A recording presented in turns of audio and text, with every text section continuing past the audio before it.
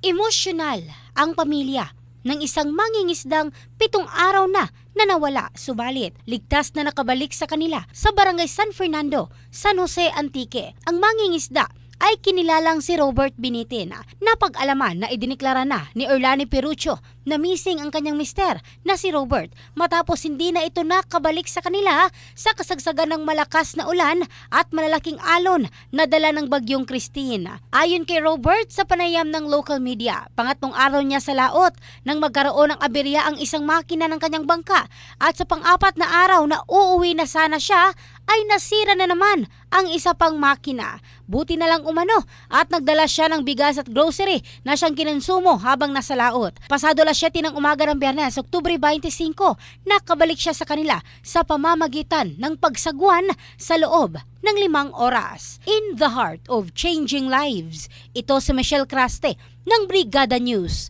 Philippines, the Music and News Authority.